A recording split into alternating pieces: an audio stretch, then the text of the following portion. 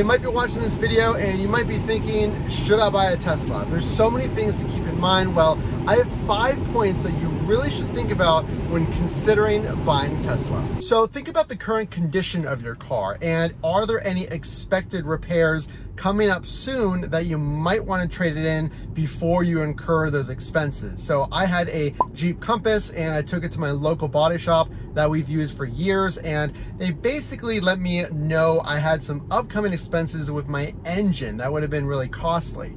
So I actually traded that in and I got a pretty good trade-in value. Now, my car was a rental car previously.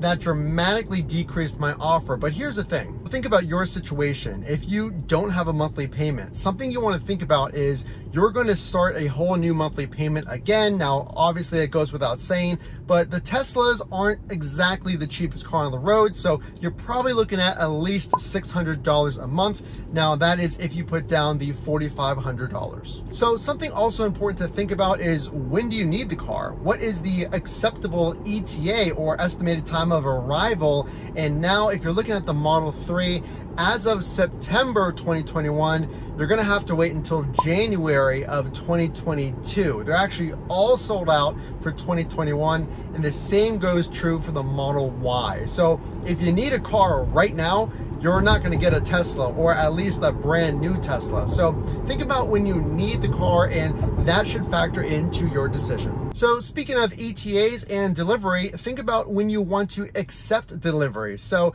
if you're okay accepting delivery in the middle of winter, it's going to be, again, January when you get your car. Or should you wait a few more months so you at least avoid, if you live in an area with winter and harsh weather, maybe you avoid one season of salt on the road and harsh weather in the winter, and you wait and push back that delivery until the spring. So again, of course, that is up to you. So again, you're gonna have to wait a few months. Think ahead about some changes in your lifestyle as well. Plan on where you're going to install a charger, or where you're going to actually charge the car. Now, most Tesla owners charge overnight, so if you're unable to access a charger or install a charger for overnight use, you're gonna have to rely essentially on a supercharger. So your commute should absolutely factor into your decision. Now, I have a standard range Model 3. Now, the 230 miles that I get on my full daily charge is enough for me. I have a relatively small commute, and I went over this in other videos if you're interested on charging. But what if you have a long commute, or what if you plan on moving to a different area, or maybe getting a new job, or maybe you're expecting a child, or what have you? If there are changes in your lifestyle, you need to think, well, is the standard range Model 3 going to be large enough? Is it going to be capable enough where I live with the weather? All things you need to think about. So another thing you need to think about, now you have some time on this one, but consider this. You're going to have to put down $250 now deposit to reserve these cars. Now, if you're going to get a Cybertruck, it's actually still $100, but for all the other models, it's now $250. You're also going to have to put down at least $4,500. So again, you have around 4 to 5 months to save up that amount if you don't currently have that available. Again, you do not pay for that down payment, that $4,500, until you take delivery. So you can order your car, you can order a Model 3, you can order a Model Y, and if you are considering ordering, consider use my referral link in the description. But you have about 4 to 5 months to save up that down payment. So think about, well, when can I financially do this? And if I have 4 to 5 months, could I see myself saving that amount of money prior to then? So also consider this. There's so many things to consider when you're ordering.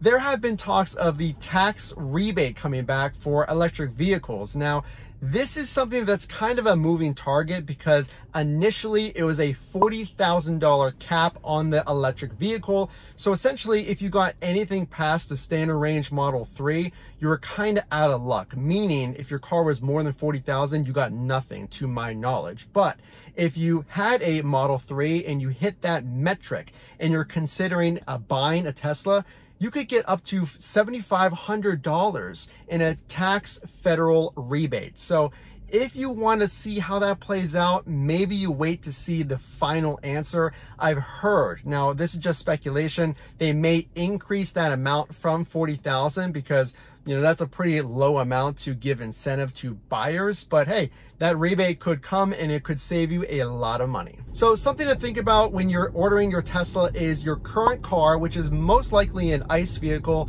versus what you're getting. Now, there's so many videos. I would encourage you to watch the other videos on my channel about accessories, about my 1 month review of the Tesla, but obviously you're getting some of the coolest and most high performing tech out there for automobiles. The charging is not a problem. I actually really like charging overnight, so that's been really convenient for me. The performance, the quality finishes inside the car and even on the exterior. Yes, there are some complaints as there are with any car, but I've been super happy with this overall car. Again, I would encourage you to watch that 1 month review. So something else you're getting is you're now a part of the Tesla community, and you can talk on all of these amazing forums like this channel about the latest accessories. And if you are getting accessories, check out the links in the description below. But there's a whole community of Tesla owners, most likely in your area as well, to talk to compare their model versus your model, just to ask questions.